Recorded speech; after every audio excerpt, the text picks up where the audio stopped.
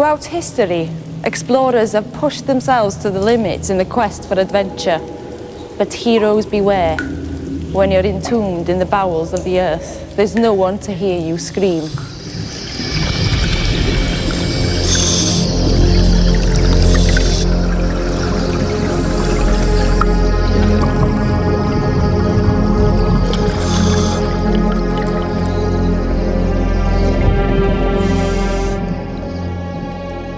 You're not expecting what I reluctantly call a ghostly experience to happen in an underwater situation, in a cave. It's most bizarre. High in the hills of Abercraf is an ancient cave system known as Ogof. 10 miles of pitch-black passageways stretch deep into the limestone. There are a lot of dangers involved with cave diving, and a lot of people have paid with their lives, unfortunately, but you can overcome the majority of them quite simply by very, very strict training. The risks are there, but you train yourself mentally and physically, because the one thing you cannot afford to do is panic, because there's nowhere to run to. When you're cave diving, you're trained ready for anything to go wrong, and you expect the expected. You do not expect what happened. Ogof is a cave system with a long history. Over 42 human skeletons have been found there, dating back to the Bronze Age. But on that day in 1995, Steve and his partner were the only 2 people there.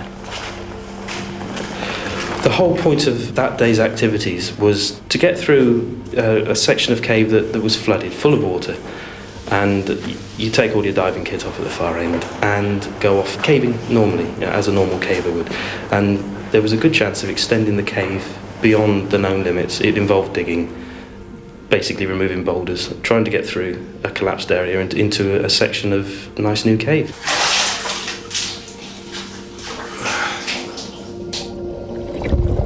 The expedition had gone well.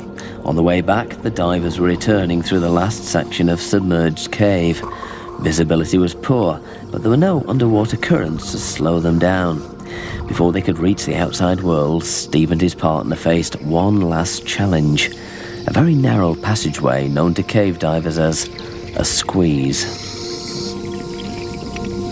And I let my partner go first because he was a good diver, but he was a trainee. So I thought, let him go first because he'll have slightly better visibility. So I gave him 3 or 4 minutes, and then I dived out. But Steve was about to encounter something which 10 years of cave diving could never have prepared him for.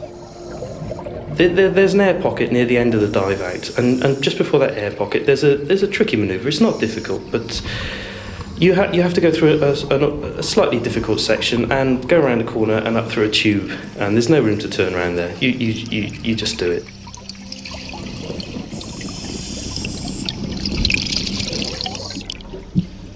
And I got into the tricky bit, and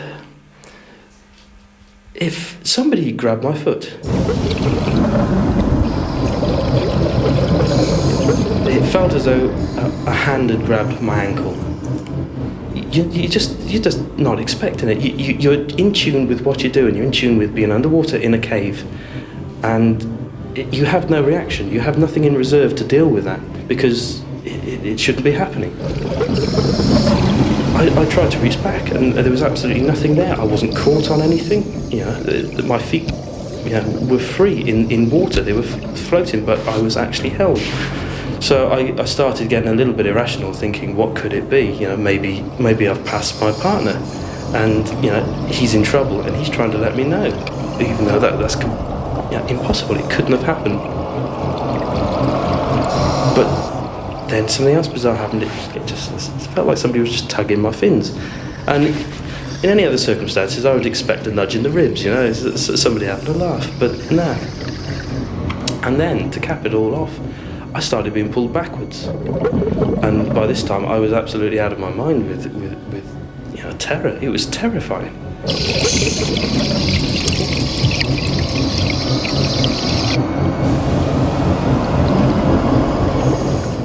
I hung on for a little while, maybe 10 seconds, and then suddenly I was free, I could move.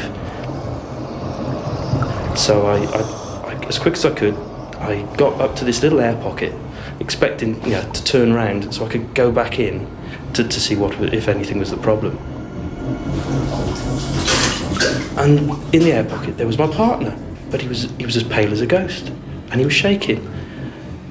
And I sort of said, what are you doing here?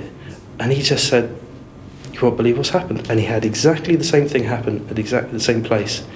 He was quite disturbed by it, and we were really, really spooked by this point, because we're in a tiny little air pocket in a flooded cave, having had an experience that neither of us could deal with. So now let's go, okay. So we decided that the best thing to do would be to forget about it, get out. So we dived the last section out, and then went and had a cup of tea and relaxed.